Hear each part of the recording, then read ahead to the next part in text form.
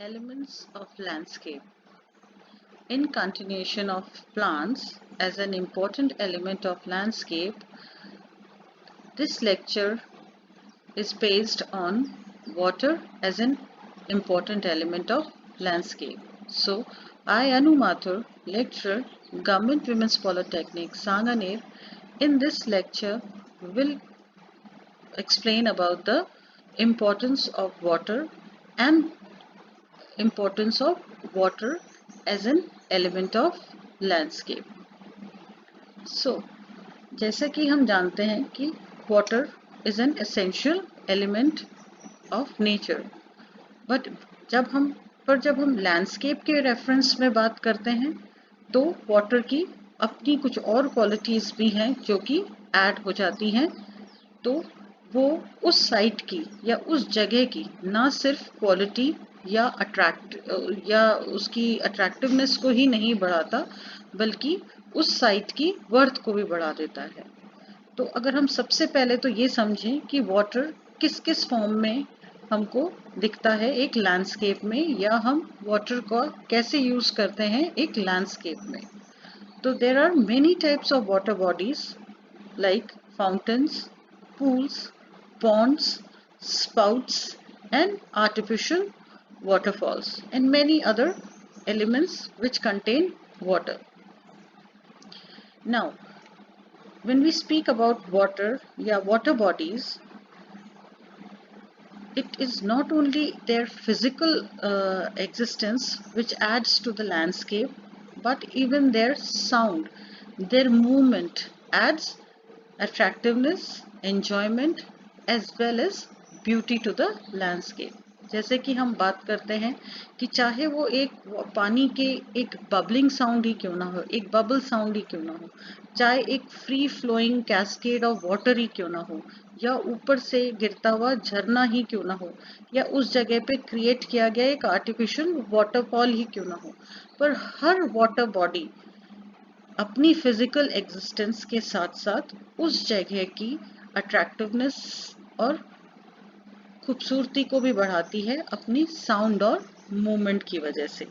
यानी कि साउंड और मूवमेंट भी पानी की वो क्वालिटीज हैं या वो कैरेक्टरिस्टिक्स हैं जो कि लैंडस्केप में अपनी लैंडस्केप को ब्यूटीफुल बनाने में हेल्प करती हैं.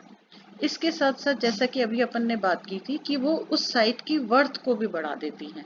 ऑफ कोर्स क्वालिटी अगर बढ़ती है, अट्रैक्टिव अगर कोई जगह बन जाती है तो उसकी वर्थ अपने आप बढ़ जाती है. पर अगर हम देखते हैं बात करें कि असली वर्थ की, तो असली वर्थ में वो एक इकोलॉजिकल सिस्टम को भी डेवलप करने में हेल्प करती हैं. अगर किसी भी लैंडस्केप में अगर एक वाटर बॉडी प्रेजेंट है तो वो वहाँ के प्लांट्स को या वहाँ की इकोलॉजी को भी हेल्प करती है या नरिश करती है. तो इस तरह से ब्यूटी के साथ साथ हमें वहाँ की इकोलॉजी को भी सपोर्ट करने में हेल्प मिलती है. So when we talk further, they also provide opportunities for incorporating ponds, wetland plants into landscape design. सिर्फ हम इन्हीं चीज़ों को नहीं बल्कि एक सिंपल से पॉन्ड को या कुछ ऐसा एरिया जहाँ पे वेटलैंड प्लांट्स अगर ग्रो किए हुए हैं उनको भी अगर अपन अपने लैंडस्केप के अंदर इनकॉर्पोरेट कर लेते हैं या वहाँ पे वो एग्जिस्ट करते हैं और उन्हें अपन इनकॉर्पोरेट कर लेते हैं तो they add more beauty and worth to the site. Okay. So the choice and the placement of boulders, stonework and planters can link the water feature with your building and property, creating a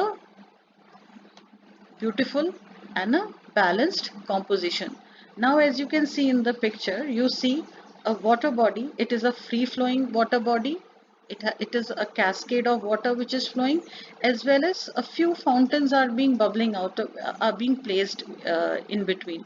तो इनकी help से एक movement भी हमको नजर आ रहा है. ये जो पानी का एक ब्लो आउट होने का जो साउंड है उस साउंड से भी वहाँ की ब्यूटी इन्हांस हो रही है और पानी का खुद का एग्जिस्टेंस वहाँ पे उगने वाले या वहाँ पे जो हमने फ्लोरा एंड फौना को या जो वहाँ के जो लिविंग एलिमेंट्स है उनको भी हम वहाँ पे लाइफ मिल जाती है वाटर की हेल्प से. तो water in all not only adds beauty but it also helps to maintain the ecological system या ecological balance of that particular area and moreover sound और movement भी उस जगह की beauty को और ज़्यादा बढ़ा देता है. So in all जब हम बात करते हैं कि भाई पानी की बेसिक वहाँ पे यूटिलिटीज़ क्या हैं या टोटलिटी में अगर हम बात करें तो यूजेस को हम इस तरह से ले सकते हैं जैसे excellent land water interface gives an ecological home, जैसे कि अभी हमने बात की कि वहाँ पे इकोलॉजिकल बैलेंस क्रिएट हो जाता है. जो भी प्लांट्स या जो भी एनिमल्स छोटे जो कि उस वाटर बॉडी या उस पानी की वजह से वहाँ एग्जिस्ट करते हैं उनका एग्जिस्टेंस मेंटेन रहता है. तो हम किसी की एग्जिस्टेंस को नहीं ख़त्म करते, ना ख़त्म करना चाहते बल्कि उसको वहीं मेंटेन करके we can add to the landscape.